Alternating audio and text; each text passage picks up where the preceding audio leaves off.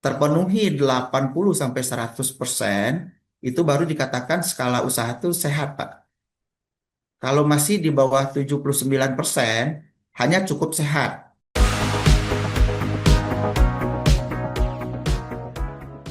Yang jadi pertanyaan ini Pak, saya langsung to the point aja Pak ya. Ya, Kan gini Pak, saya rencananya kan ingin membuat semacam succession planning gitu Pak untuk apa? Untuk individu employee-nya gitu loh Pak ya, sebagai karir path-nya gitu Pak. Siapa yang akan jadi penerusnya gitu Pak. Terus habis itu ya, untuk for bisnisnya itu kan kita akan mengarah ke contingency planning-nya gitu loh Pak. Nah, ya, sebelum ke situ tuh saya ini Pak, saya info dulu Pak. Eh, ya, saya kan bergerak di bidang B2B ini Pak ya, koper dan tas Pak ya. Eh, ya. terus habis itu jadi saya provide atau saya menyediakan eh, ke reseller B2B sama mitra gitu Pak. Ya. Ya. Nah, terus habis itu eh, yang kami mau implementasikan itu kan BSC Pak. Nah, jadi BSC Ya. yang ada 4 pilar itu yang paling bawah itu, nah itu fokus kami itu Pak di learning and growth-nya itu Pak ya, atau learning and development-nya, atau mungkin capacity and organization-nya gitu Pak.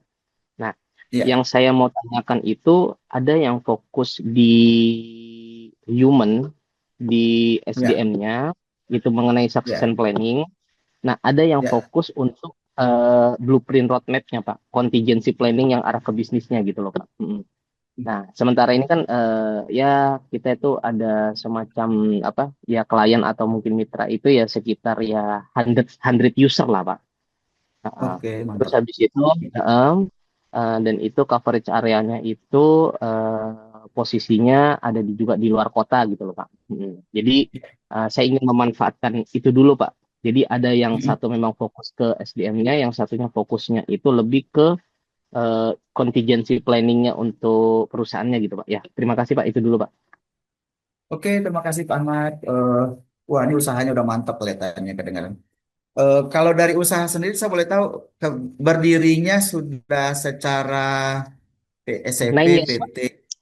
Udah 9 years Pak. PT Pak. Ada PT CV Pak. Oke, mantap. Udah bagus. Terus itu kan sudah sebenarnya bisa menjadi regenerasi. Paling Bapak Yes. R&D-nya sudah ada, Apa Pak? riset dan development-nya, kebidangan divisi riset dan Untuk sementara itu saya Pak, yang untuk jadi riset and developnya itu saya Pak, untuk ya, yang for market analisisnya ya Pak ya, saya Pak. ya. Iya. Oke, bagus, mantap. Terus ini kepemilikannya berapa Pak, orang Pak? Tiga Pak, iya. Eh, Sama Jadi ada teman. stakeholdernya itu, ya benar Pak, ada satu, dua, tiga lah kayak gitu loh Pak. Mudahnya gitu Pak. Orang satu, orang dua, orang tiga gitu Pak. Oke. Ya. Sudah berapa lama berjalan Pak? 9 years Pak, 9 tahun Pak. Oh, saya rasa ini sudah sangat bagus Pak. Kalau ditambahin lagi, tinggal legacy aja, tinggal dimasukin orang-orang yang jadi kepercayaan ring kedua kali Pak ya. Karena saya lihat sudah bagus dari yang Bapak sampaikan tadi, saya lihat dari PT-nya sudah ada, dari RT Bapak sendiri, Nah SDM. itu Pak, saya minta ininya Pak, minta apa, minta insight-nya itu Pak, apa-apa saja yang memang harus saya lengkapi Pak untuk ya better perform lah gitu Pak ya, dari day to day-nya gitu loh Pak. Nah, itu kan Ya, jadi kan fokusnya jadi kan ke succession planning SDM-nya sama contingency planning perusahaannya Pak ya. Nah, saya mau minta ya. insight-nya best how to dan best practice-nya, next practice-nya itu kayak gimana sih Pak. Makasih Pak. Eh, Paling membangun kerjasama, Pak. Lebih tepatnya kerjasama itu dalam artian sekarang kan baru B2B kan. Mungkin ada yang belum terjangkau dari rekanan kerjasama gitu, Pak. Yang harus Eh, ditingkatkan. Sementara spesialisasinya di B2B-nya, Pak. Iya, kita nggak akan B2C karena kita kan profit ini, Pak ya, sellernya ya, Pak, resellernya gitu kan. Nah, otomatis Hmm. ketika misalnya kita main di dua kaki, and then tiba-tiba kita membedakan Hmm. nama PT-nya kayak gitu, itu salah satu optionnya ya, Pak ya. Tapi one day Betul, someday dia kalau misalnya ketahuan, otomatis kan dia nggak belanja lagi, Pak. Nah, jadi ya betul. kita melakukan bisnis etik lah, Pak. Ya, betul. Nah, sekarang dari produk sendiri Bapak produksi atau ambil dari impor atau gimana sistemnya? Jadi sistemnya saya itu kan mendistribusikan Pak. Otomatis kan saya ngambilnya dari vendor supplier sama ini ya Pak ya, sama apa pabrik lah Pak ya. Ada Ya. ada ada ada yang dari home industry memang atau ada yang memang pabrik yang memang lokal Indo dan ada Oke. juga memang importir gitu Pak. Impor, iya Pak. Mm-mm. Eh, saya rasa sudah sangat cukup bagus. Paling tinggal menambah ring kedua untuk Bapak lebih fokus ke R&D-nya saya rasa. Jadi usaha ini sudah bertumbuh, berkembang dan bisa menjadi legacy atau regenerasi ke depan. Saya lihat gitu sih Pak. Mengenai R&D-nya itu gimana Pak untuk semacam pembuatannya gitu Pak? Maksudnya Mm-mm. step-stepnya gitu yang dimaksud R&D-nya R&D seperti apa gitu loh Pak. Nah, Eh, dan memang klasifikasi dan anunya requirement-nya itu bagaimana mm-mm. gitu Pak. Karena sementara Kalau ini saya kan masih lebih saya yang melihat ke ini Pak, tuh, kalau yang Bapak kerjakan sekarang rasanya sudah maksimal, itu mungkin R&D-nya agak-agak berpikir ulang. Tapi kalau ada kemampuan atau kapasitas yang belum optimal atau maksimal, tuh R&D-nya kan bisa bekerja untuk maksimal tuh Pak. Apakah di market, apakah di keuangan, apakah di produksi, apakah di prosesnya, itu kan semua bisa semua lini Pak ya. Pak, R&D itu apakah memang dia fokusnya itu untuk meriset pasar aja atau fokusnya dia Hmm. itu lebih deep dive juga ke finance and then marketing sales atau SDM. Yang setahu saya sih ini sih Pak apa? Dia itu lebih apa ya into ke riset and marketnya ya kali Pak ya. Market analisisnya ya Pak ya. Kalau yang finance kan beda Betul. sendiri Pak. Iya nggak sih Pak? Mm-mm. Makasih Pak. Eh, karena Bapak yang punya usaha, kemudian Bapak juga yang pegang R&D, kalau saya sih semuanya dimasukin aja, Pak. Jadi kan usaha ini tujuan untuk berkembang. Karena kalau dilihat dari persentase, kan di keuangan tuh 30% kebutuhan dari R&D itu jalan.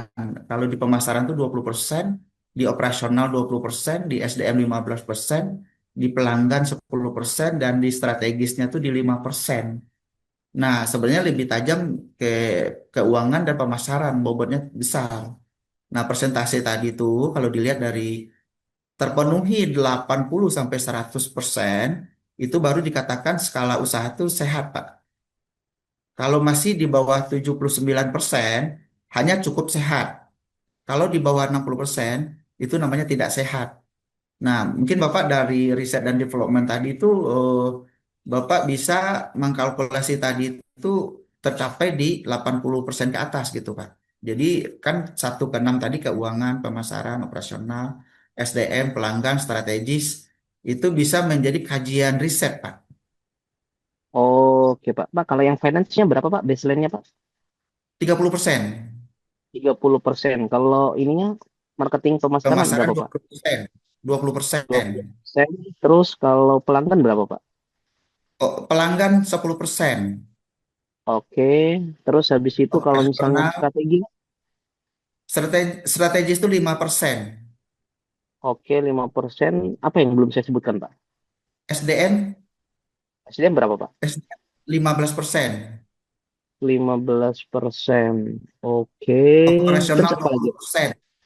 Operasional OPS 20%. 20%. Lalu apa Ya, lagi Pak? kan ada 6, udah 6 belum, Pak? Oh, udah 6 Pak, udah. Cocok udah Pak. Nah, kalau Oh, keuangan itu Bapak lebih tajam tentu ke cash flow, profit, dan hutang. Itu iya benar. kriterianya.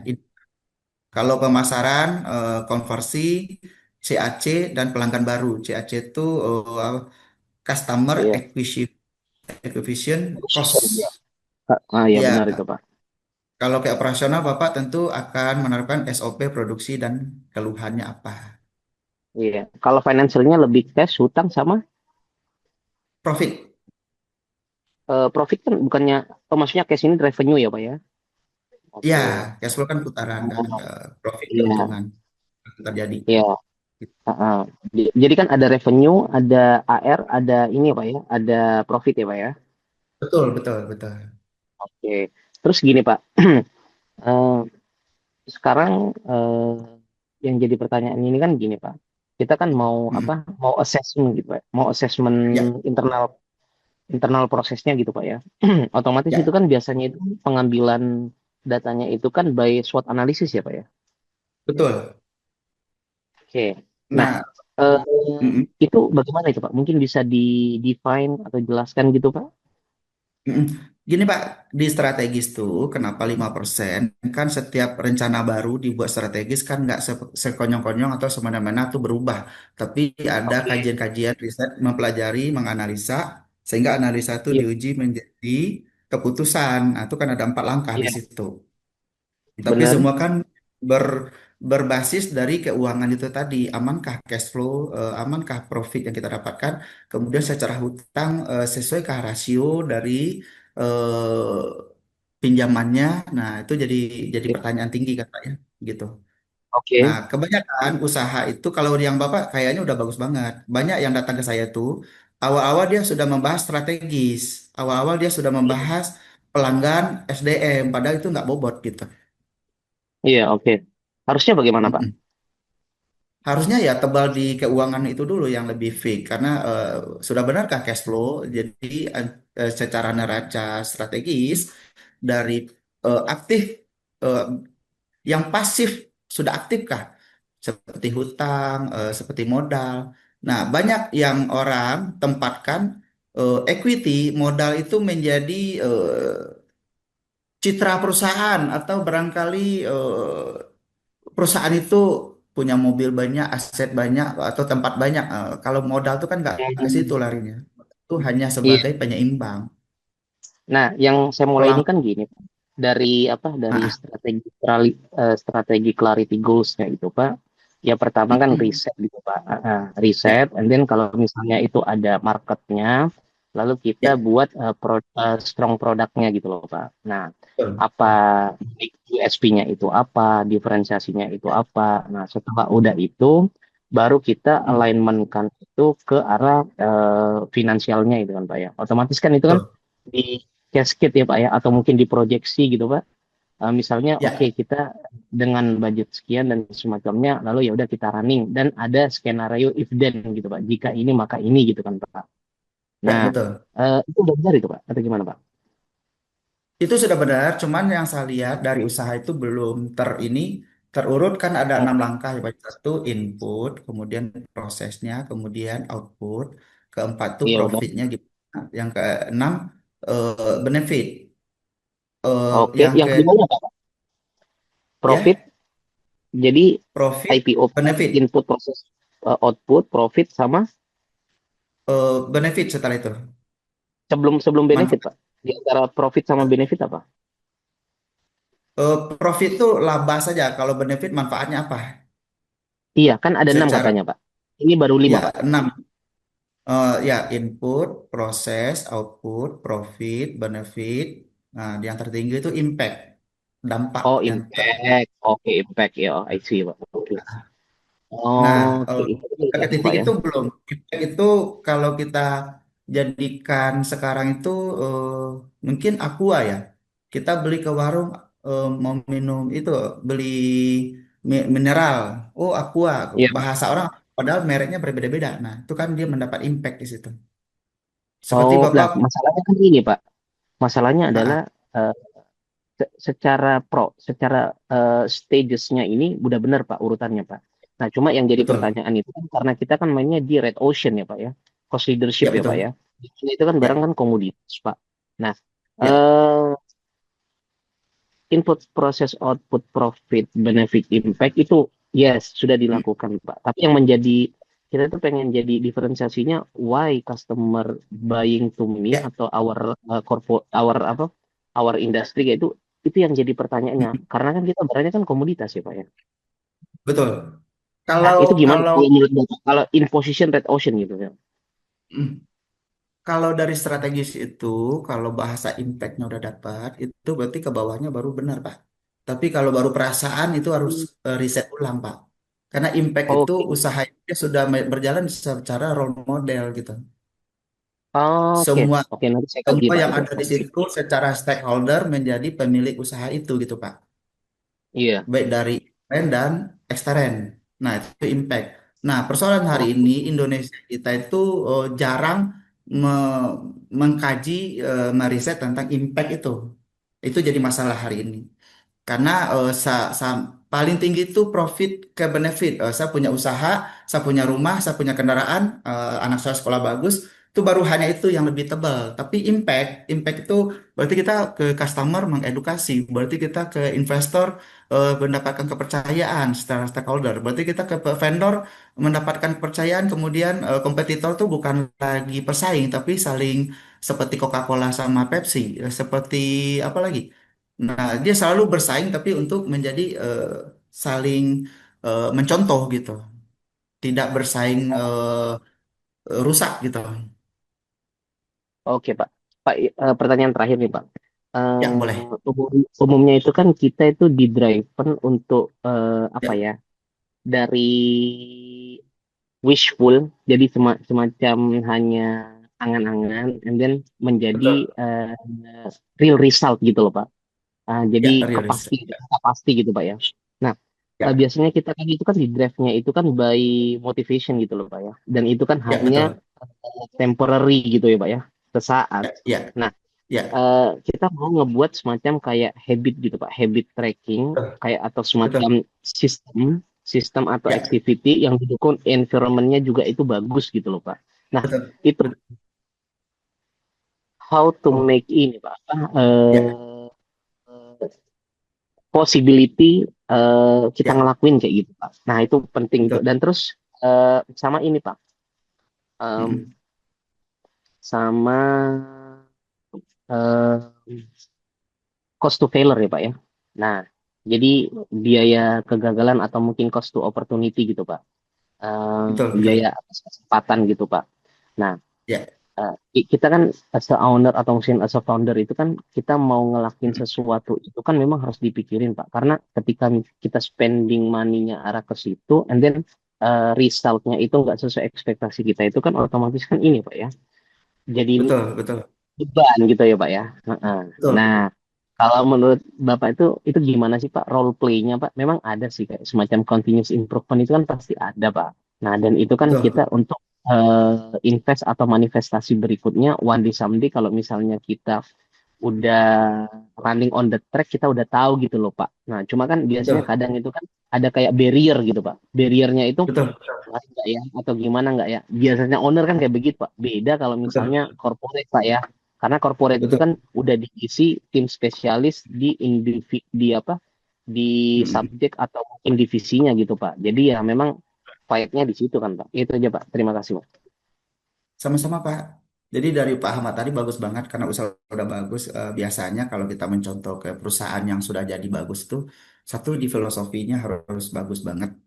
Filosofi dari usaha itu. Kedua, secara stakeholder sudahkah dia mendapatkan apresiasi dari yang kita bangun secara stakeholder. Ketiga, itu yang kita tuntut tadi itu improvement. Nah, dari improvement itu kan orang harus berpikir terus. Nah, itu secara puncak kan menjadi market nice ya, market nice akan lebih dalam untuk memiliki market. Lanjut itu yang sebenarnya indikator untuk usaha itu menjadi impact, dampak atau berpengaruh. Nah, kalau sudah dampak berpengaruh kan usaha itu sudah menjadi role model, itu sudah bagus berjalannya gitu. Itu yang saya pahamin dari Pak Ahmad. Mungkin dari selisih itu barangkali ada yang kurang lebih yang secara Pak Ahmad sudah sebagai R&D, sebagai pemilik usaha sendiri, tinggal dibangun legacy untuk menjadi ring kedua dan itu menjadi usaha turunan nantinya gitu Pak. Itu sih Pak Ahmad yang saya bisa sikap apa tangkap dari bicara kita tadi. Sudah sangat oke, sudah sangat bagus. Oke Pak thank you Pak thank you very much very insightful and powerful Pak.